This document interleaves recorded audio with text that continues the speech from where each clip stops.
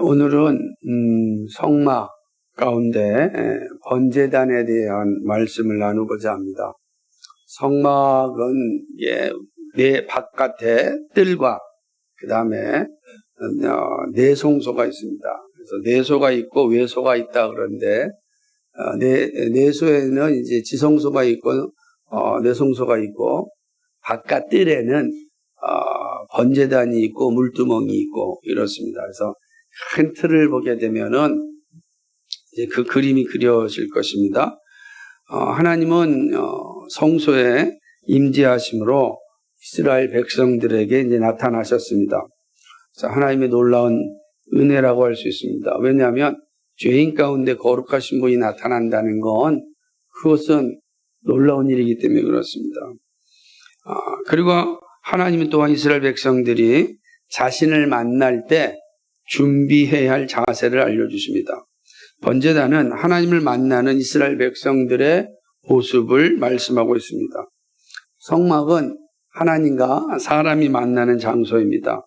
그렇기 때문에 성막의 각 요소들은 하나하나의 의미를 가지고 있습니다. 번제단 역시 매우 중요한 의미를 가지고 있다라고 할 수가 있습니다. 이미 말씀드렸듯이 번제단은 성막 가운데 바깥 뜰에 존재합니다. 제사장이 내송소에 들어오려면 반드시 번제단과 물두멍을 거쳐야 합니다. 근데 이때 가장 먼저 만나는 것이 바로 번제단입니다. 성막에 딱 들어와서 동쪽 문을 열고 딱 들어오면 첫 번째 뭐가 있냐면 번제단이 있습니다. 번제단은 내송소에 있는 분향단과는 다릅니다. 분향단은 다 금으로 만들어졌지만 번제단은 노수로 만들어졌습니다. 여러분 성경에서 금과 은과 노를 자주 언급하는데 보통 이제 금을 언급할 때는 하나님의 영광을 나타낼 때 금을 나타냅니다. 그리고 은을 사용할 때는 하나님의 구속을 나타낼 때 은을 사용합니다. 그리고 노를 사용할 때는 하나님의 심판과 하나님의 엄중한 경고를 사용할 때 노를 사용합니다. 그래서 금과 은과 동 혹은 노는 이러한 의미를 가지고 있는 것입니다. 그런 의미에서 번제단이 노수로 제작하고 그 이름을 놋제단이라고 부르는 것은 이곳에서 심판이 이루어지기 때문입니다. 본문을 좀 더 자세히 살펴보겠습니다. 1절과 2절은 번제단의 수치를 기록하고 있습니다. 조각못으로 5규빗 정사각형 모습입니다. 이게 네모 반듯하게 정사각형으로 만들어진 것입니다. 5규빗이니까 한 2.25m 정도입니다. 높이는 3규빗, 1.35m 정도가 되겠죠. 그리고 제단 상단에는요, 이 상단에는 양쪽에 뿔이 이렇게 있습니다. 조각목으로 만든 번제단 사면은 아주 두텁게 노수로 덧입혔습니다. 그러니까 그 안에 불을 태워야 되는데 조각목은 나무잖아요. 다 타잖아요. 그러니까 조각목을 이 주변으로 노수로 아주 두껍게 이렇게 싸가지고 불에 의하여서 이 제단이 무너지지 않도록 그렇게 만들었습니다. 3절을 보게 되면 재를 담는 통과 부삭과 대야와 고기 갈고리와 불을 옮기는 그릇을 만들었습니다. 그런데 이때도 모두 노수로 만들었습니다. 그러니까 제단은 처음부터 끝까지 다 뭐로 되어 있죠? 노수로 되어 있다라고 할 수가 있는 것입니다. 녹구물은 제단을 위하여 이제 4절과 8절을 보게 되면 번제단에 붙어 있는 그런 물건들을 만듭니다. 제단을 위하여 녹구물을 만드는데 녹구물은 희생 제물로 드리는 고기를 굽는 그런 석쇠 종류라고 할 수 있습니다. 우리가 고기 굽을 때 석쇠 있잖아요. 그 석쇠가 어디에 있다? 이 단 밑에 있는 겁니다. 단 밑에 이렇게 둘러져 있는 모습을 생각하면 되는 것입니다. 그래서 한 아래에서부터 중간 정도까지는 이 그물로, 석쇠 같은 그물로 만들어지고, 그물 위로부터 또 절반은 이제 조각목으로 단을 만들고, 그것은 전부 다 노수로 쌓였습니다. 그러니까 제단 자체는 처음부터 다 노수로 되어 있다라고 이제 보면 되는 것입니다.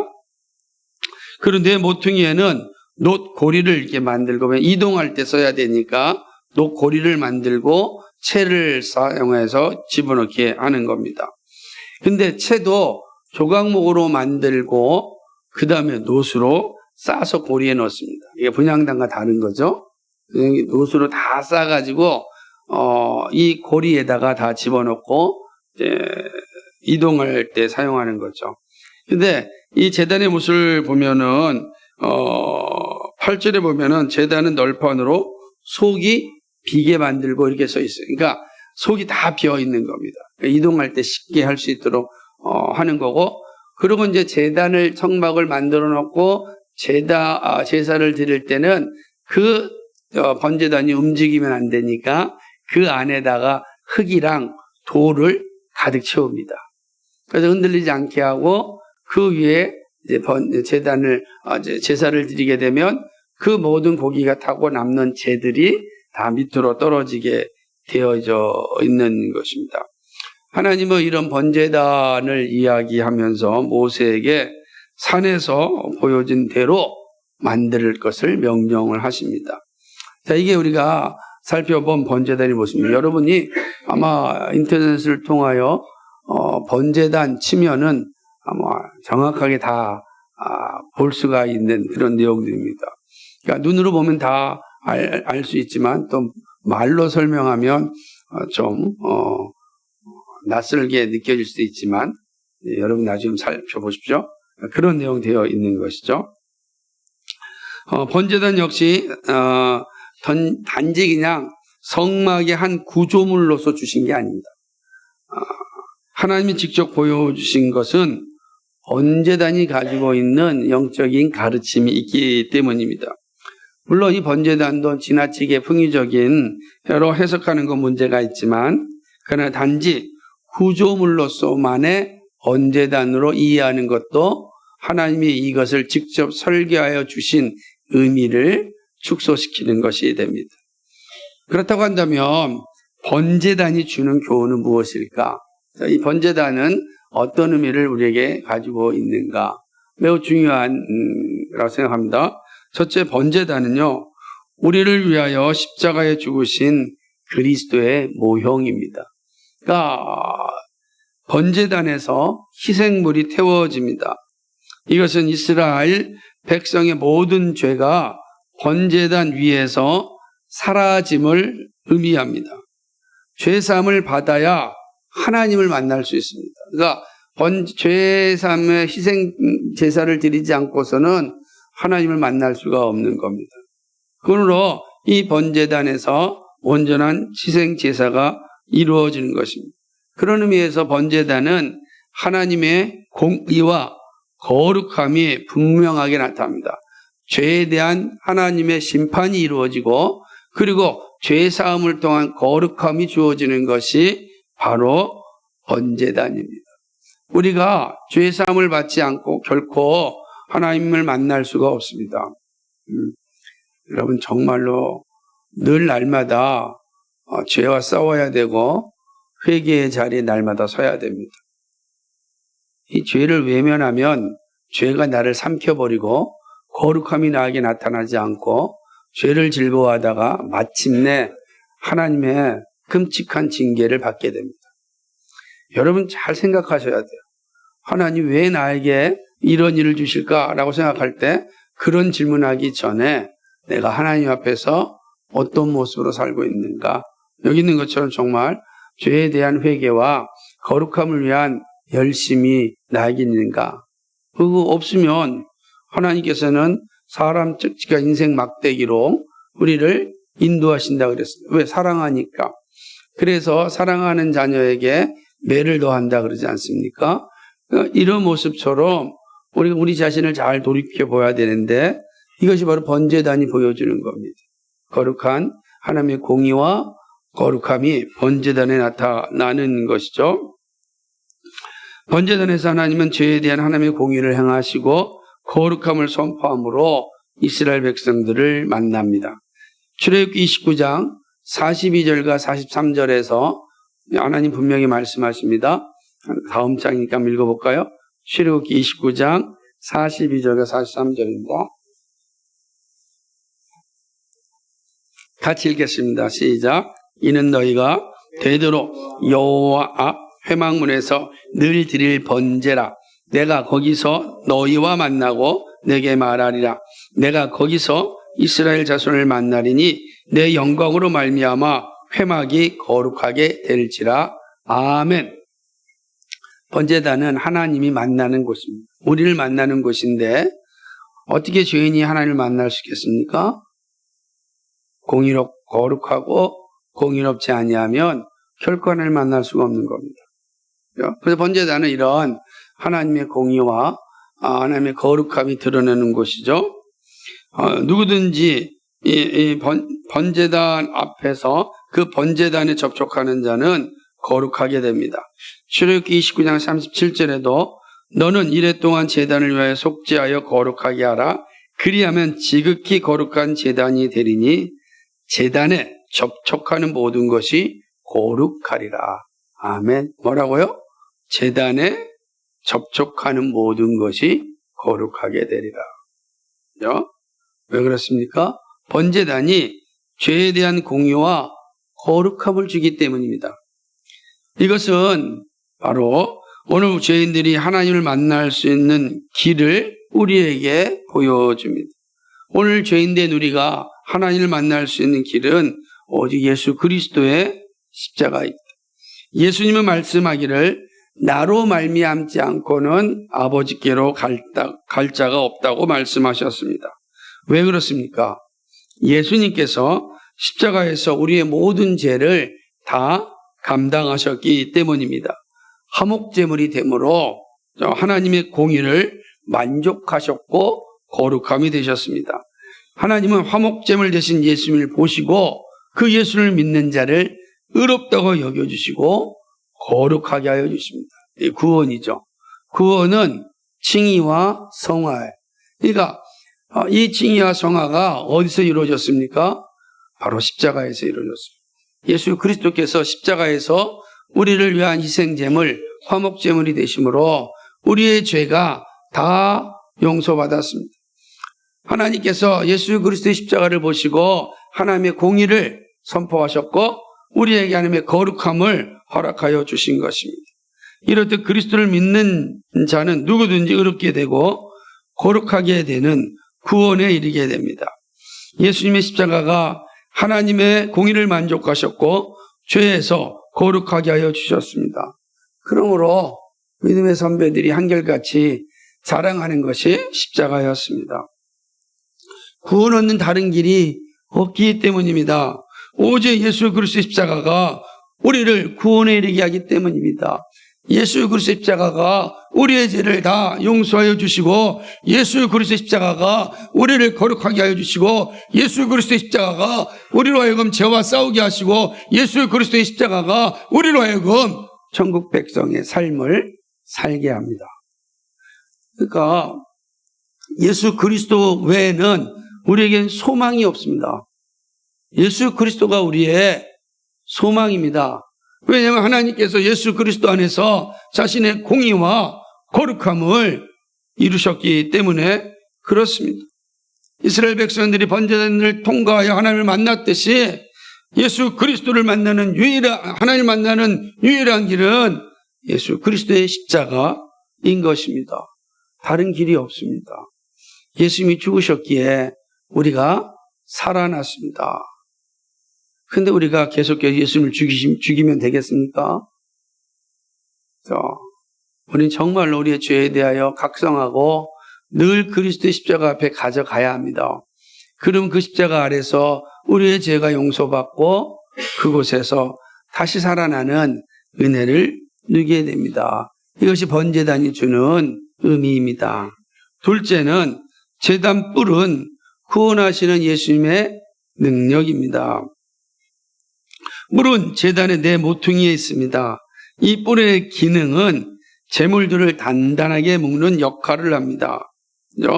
시편 118편 27절에 보면 여호와는 하나님이시라 그가 우리에게 빛을 비추셨으니 밧줄로 절기 재물을 제단 뿔에 맬지어다. 재물을 묶는 뿔이기에 아주 단단해야 됩니다. 그 재물은 뭡니까? 바로 순양이나 황소예요. 그러니까 순양과 황소를 데리고 와가지고 그거를 제단 뿔에 묶는데 뿔이 약하면 어떻게 되겠어요? 그럼 제단 자체가 넘어지기도 하고 부러지기도 하면 그건 하나님의 온전한 제사가 드려지지 않는 것입니다. 그러므로 이 제단 뿔은 아주 단단합니다. 여기서 뿔의 의미하는 단어가 뭐냐면 케렌이라는 단어인데 이 말은 순양이나 황소와 같은 강력한 짐승의 뿔을 의미합니다. 그러니까 제단 뿔은 바로 이런 강력한 뿔을 의미하는 거죠. 따라서 뿔은 아주 강력한 힘과 능력을 의미합니다. 요셉에 대해 말씀하시는 그 장면에서 뿔이 가진 의미를 좀 더 자세히 볼 수 있습니다. 신명기 33장 17절 말씀을 보면 이렇습니다. 그는 첫 수송아지 같이 위엄이 있으니 그 뿔이 들소의 뿔 같도다. 이것으로 민족들을 받아 땅 끝까지 이르리니 곧 에브라임의 자손은 만만이요 므낫세의 자손은 천천이로다. 아멘. 요셉의 뿔, 다시 말하면 에브라임 자손과 므낫세 자손의 뿔을 이야기하면서 그 뿔로 말미암아 모든 주변의 민족들을 다 정복한다 라고 하는 거예요. 강력한 힘이 있고 강력한 능력이 있다 라고 이야기하는 거죠. 이렇게 뿔은 강력한 힘과 능력을 나타냅니다. 이 능력은 범죄자가 도피하여 그 뿔을 잡으면 죽음을 면하기도 합니다. 솔로몬 시대의 아도니아는 솔로몬을 두려워하여서 제단으로 도망칩니다. 그리고 그가 제단 뿔을 잡습니다. 솔로몬은 제단 뿔을 잡은 아도니아를 살려줍니다. 열왕기상 1장 50절과 53절의 말씀입니다. 한번 찾아보시겠어요? 열왕기상 1장 50절과 53절이에요.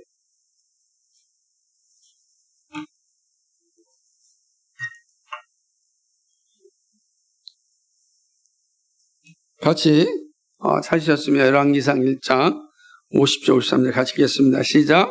아도니아도 솔로몬을 두려워하여 일어나 가서 제단 뿔을 잡으니 어떤 사람이 솔로몬에게 말하여 이르되 아도니아가 솔로몬 왕을 두려워하여 지금 제단 뿔을 잡고 말하기를 솔로몬 왕이 오늘 칼로 자기 종을 죽이고 내게 맹세하기를 원한다 하나이다. 솔로몬이 이르되 그가 만일 선한 사람일진데 그의 머리털 하나도 땅에 떨어지지 아니하려니와 그에게 악한 것이 보이면 죽으리라 하고 사람을 보내어 그를 제단에서 이끌어내리니 그가 와서 솔로몬 왕께 절하매 솔로몬이 이르기를 내 집으로 가라 하였더라. 아멘. 이 반역죄와 같은 이 아도니아를 솔로몬이 살려주는데 그 이유가 그가 제단 뿔을 잡았기 때문입니다. 그러니까 이렇게 제단의 뿔은 구원의 능력을 보여주고 있습니다. 그런 의미에서 우리는 제단의 뿔에서 구원자이신 예수 그리스도를 만나게 됩니다. 제단의 뿔은 구원하시는 예수님의 능력을 교훈합니다. 죄에서 구원하시는 분은 오직 예수 그리스도입니다. 그러므로 예수님은 구원의 뿔입니다. 시편 18편 2절에 여호와는 나의 반석이시여 나의 요새시여 나를 건지시는 이시여 나의 하나님이시여 내가 그 안에 피할 나의 바위시여 나의 방패시여 나의 구원의 뿔이시여 나의 산성이시로다. 아멘. 예수님이 누구시라고요? 구원의 뿔이다. 그러므로 심판을 말씀하실 때 뿔을 파기함으로 심판을 알려주십니다. 하나님께서 더 이상 구원하지 않고 심판하시겠다 할 때 그 이미지를 어떻게 사용하시냐면 내가 제단 뿔을 없애버리겠다라고 이야기합니다.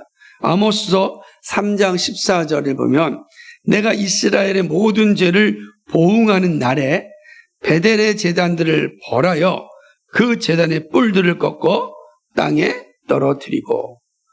제단의 뿔을 꺾어버렸다는 건 뭐예요? 하나님께서 이스라엘 백성을 심판하시겠다는 거예요. 더 이상 구원하시지 않겠다라고 하는 거죠. 그리고 이 뿔은 구원의 뿔을 의미하는 것이죠. 이렇게 말씀하시면 제단의 뿔이 없다면 더 이상 희생제사를 드릴 수 없음을 의미합니다. 희생제사가 없다면 공의와 거룩함이 존재하지 않습니다. 이것은 하나님을 대면하지 못함을 의미하고 심판에 이르렀음을 말씀합니다. 자, 그런 측면에서 구원의 뿔은 예수 그리스도만이 구원이심을 강조합니다. 예수 그리스도 없이 구원이 없습니다. 오직 구원의 능력은 예수 그리스도입니다. 구원의 뿔은 예수님입니다. 누구든지 구원의 뿔이신 예수님께 연합되어 있으면 구원을 얻습니다. 죽음에 이르지 않고 생명에 이릅니다. 이것이 주 예수님, 제가 예수님을 믿습니다. 이 고백을 날마다 하는 이유입니다. 여러분, 이 고백을 날마다 할 때 우리의 구원받음이 확신되어지는 것입니다. 예수님이 우리의 구원의 뿔이십니다. 아이들이 종종 하는 놀이 가운데 지금은 잘 안 하는 것 같은데 얼음땡이라고 하는 놀이가 있습니다. 그죠? 얼음, 그럼 딱 가만히 움직이지 않고 있다가 누가 와서 탁 만지고 땡 그러면 어떻게 돼요? 막 살아나서 돌아다니잖아. 재밌죠? 그죠? 이 모습이 오늘 이 번제단의 뿔의 모습으로 잘 설명해 줍니다. 그죠? 이 놀이처럼 우리는 얼음처럼 죽은 자입니다. 그런데 그리스도가 오셔서 우리를 만져줄 때 우리는 다시 살아납니다. 왜 그렇죠? 그리스도가 구원의 뿔이기 때문입니다. 그리고 계속해서 그리스도에게 붙어 있으면 우리는 다시 얼음이 되지 않습니다. 이와 같이 구원의 뿔이신 예수님께 반드시 연합되어 있어야 합니다. 그것이 삶을 살아가는 것입니다. 사랑하는 여러분, 예수 그리스도께 연합되어져 있어야 됩니다. 여러분의 삶을 돌이켜 보십시오. 여러분은 어디에 붙어 있고 무엇을 붙잡고 있습니까? 여러분이 붙잡고 있는 뿔은 무엇입니까? 여러분이 붙잡고 있는 뿔이 여러분을 구원하십니까? 많은 사람들이 자기만의 뿔을 가지고 그 뿔이 마치 자기를 구원할 것을 생각합니다. 그건 사람일 수도 있습니다. 자녀일 수도 있습니다. 배우자일 수도 있습니다. 돈일 수도 있습니다. 명예와 권력일 수 있습니다. 그런 뿔을 잡고 내가 살 수 있다라고 생각합니다. 안타깝게도 그 뿔이 여러분을 결코 구원에 이르지 못하게 합니다. 여러분을 다시 살아내게 하지 못하게 합니다. 그 뿔들은 다 사라질 것입니다. 여러분이 잡고 있는 뿔들은 잠시 있다가 다 사라지는 것입니다. 그 뿔들은 여러분의 구원을 주지 못합니다. 오직 우리의 구원은 예수 그리스도입니다. 그리스도만이 우리의 구원입니다. 구원의 뿔이신 예수 그리스도를 붙잡고 거기에 연합되어 있어야 됩니다. 나머지 모든 것은 그 그리스도를 위하여 섬기기 위하여 주신 것들입니다. 다스려야 될 것에 다스림을 받는 어리석은 자들이 되면 안 되는 것입니다. 그것이 오늘 주신 것입니다. 우리가 붙잡아야 될 것은 구원의 뿔이신 예수 그리스도입니다. 언제나 어디서나 무엇을 하든지 예수 그리스도를 붙잡고 있다면 여러분에게 하나님이 주신 놀라운 구원의 영광이 나타날 것입니다. 그런 은혜가 있길 소망합니다. 마지막 세 번째로는요, 구원은 오직 한 길뿐입니다. 하나님은 모세에게서 산에서 보인 대로 만들라고 하십니다. 말씀에 대한 전적인 순종을 반복하여 강조합니다. 보인 대로, 말한 대로, 규례대로 만들라고 하십니다. 이렇게 말씀하시면 구원은 다른 길이 없기 때문입니다. 네 마음대로 살지 말라는 겁니다. 사람의 지식과 경험으로 구원이 이루어지는 것이 아닙니다. 하나님의 방법대로 이루어집니다. 자신의 행위대로 되어지는 것이 아닙니다. 전적인 하나님의 은혜입니다. 얼마나 우리가 내 방식대로, 내 방법대로 신앙생활 합니까? 조금만 힘들고 어려우면 여러분 어떤 자세를 갖습니까? 정말 참된 신앙을 가진 사람은 강대상에서 무릎 꿇고 죽는 것을 기뻐하는 사람이라고 이야기합니다. 여러분이 정말 하나님을 향하여 거룩한 소망을 가지고 있다면 여러분의 삶의 모든 것이 어디 있어야 되는지가 분명합니다. 예수 그리스도입니다. 그 예수 그리스도가 말씀하시는 방법대로 사셔야 하는 겁니다. 하나님이 정하신 길이 무엇입니까? 예수 그리스도입니다. 다른 방법이 없습니다.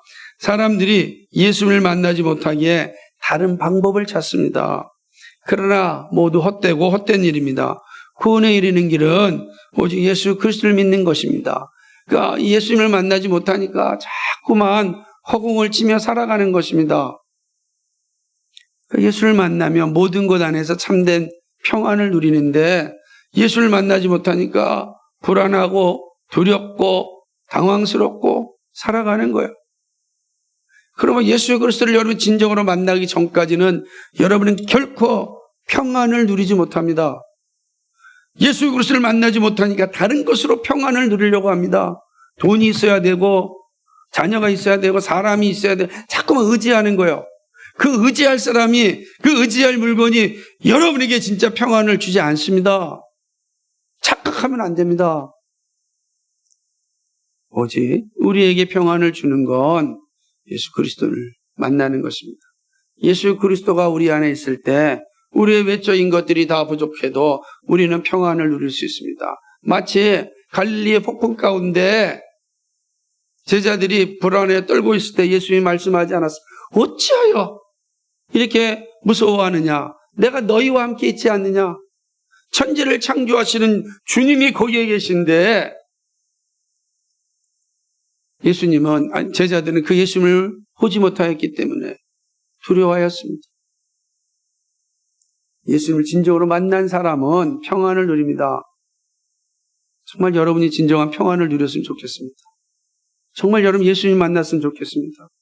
예수님이 여러분의 길이 되었으면 좋겠습니다. 왜냐하면 그것이 유일한 길이기 때문에 그렇습니다. 다른 길이 없어요. 여러분이 예수를 만나지 못하면 평생 동안 불안과 초조와 두려움과 답답함과 그렇게 살 것입니다.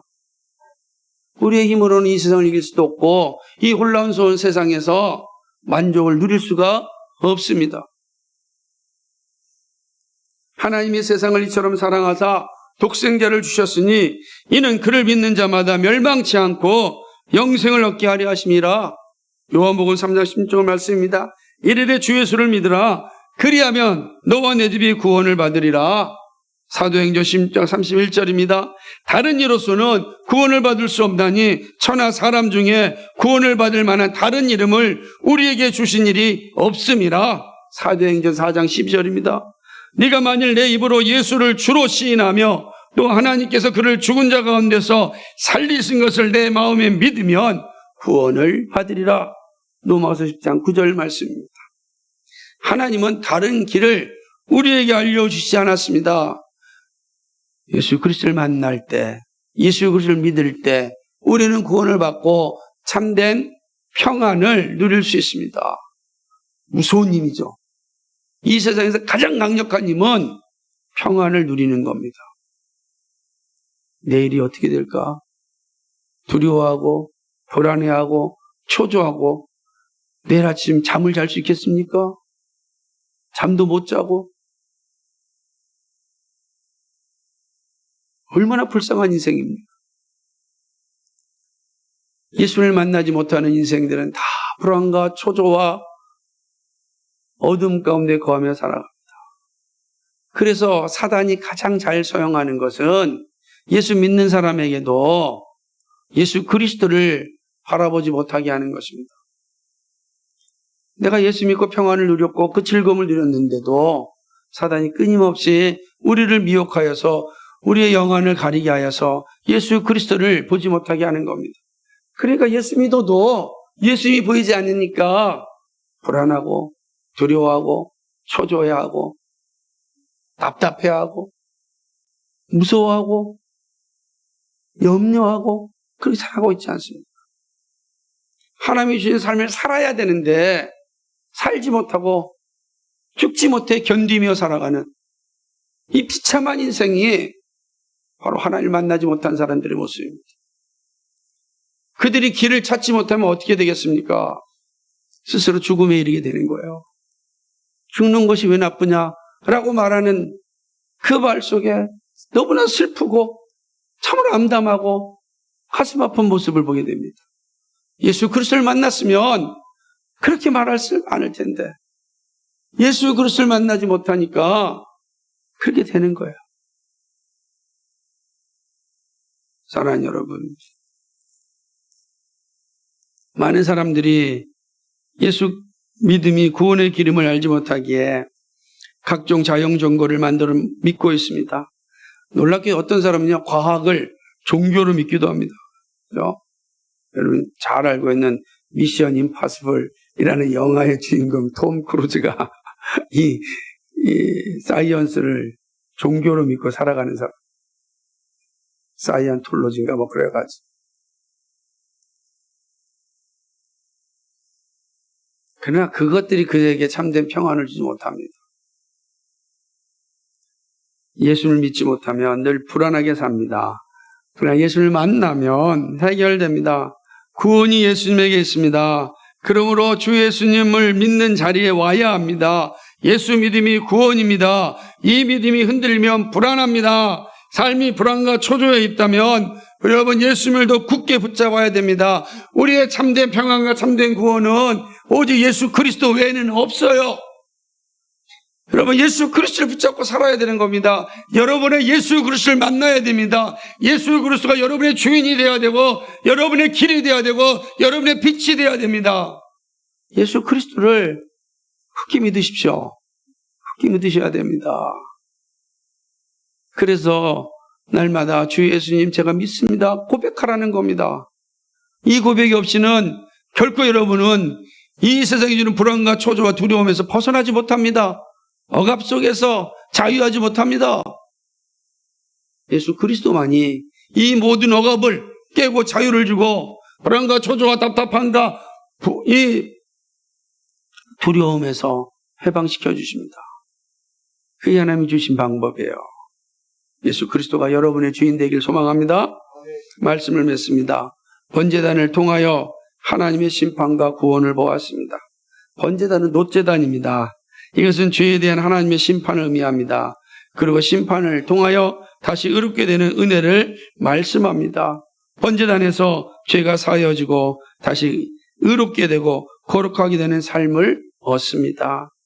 제단이 사라진 지금 이 모든 것은 참된 제단이신 예수님 안에서 완성되었습니다.